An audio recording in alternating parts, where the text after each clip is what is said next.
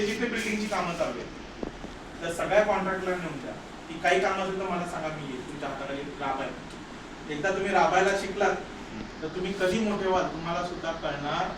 म्हणजे कंपनी बिंपनी तुम्ही डोक्यात ठेवल्या ती कधी पण बंद पडते, पण ही कामं कधी बंद पडत. कोरोनामध्ये सुद्धा ही कामं चालू असतात. त्याच्यामुळे स्वतःचा बिझनेस करण्याचं काहीतरी डोक्यात आण. आणि खर्च खूप नाहीये. इलेक्ट्रिशियनचं सामानाला खर्च येतो, पण तुम्हाला जे करायचंय त्याला खूप खर्च नाही. ते टेस्टर हे ते 4-5-10 गोष्टी तुमच्याकडे असल्या की तुम्ही सगळं काम करू शकता. ड्रिल मशीनचा एक किट मला वाटतं 5,500ला येतो. त्याच्यात टेस्टर पासून, ड्रिल मशीन पासून, हातडी पासून सगळं असतं, आहे की नाही. एक किट तुमच्याकडे आलं तर तुम्ही अनेक कामं अशी करू शकता. वेल्डिंग वाले पण तसेच, प्लंबिंग वाले पण. तुम्हाला खूप सामान लागत नाही काम करण्यासाठी. ज्याचं काम करायचं त्याला सामान लागतं, ते त्यासाठी तो पैसे देतो, आहे की नाही.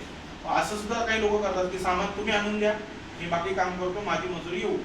4 दिवसात काम झालं तर माझे 8,000, 10 दिवसात काम झालं तर माझे 20,000, 2,000, 1,500 असं ते दाखतात.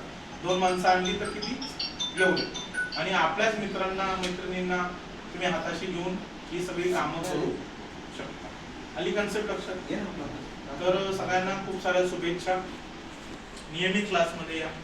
शिक्षक तर आपले सगळे मेहनत घेतातच आहेत, पण तुम्ही जर वेळेत आलात, तुमच्या अटेंडन्स वेळेत लागल्या आणि गर्दी तेवढी तुम्ही जर नियमित दाखवली तर त्यांना पण बरं वाटेल. त्यांनाही थोडंसं ताटमानेने बोलता येईल, बघा सर आमचे 20 मुलं, ती बघा आमची नियमित येत आहे, ती बघा आमची नियमित हजेरी.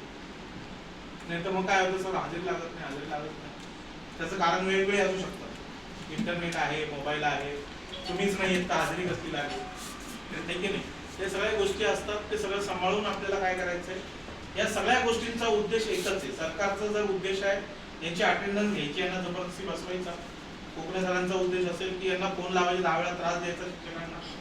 सरांचे उद्देश असेल की पोरांना 10 वेळा फोन लावा, पण क्लासमध्ये बोलवा, तुम्हाला जबरदस्ती शिकवा. तर सरकार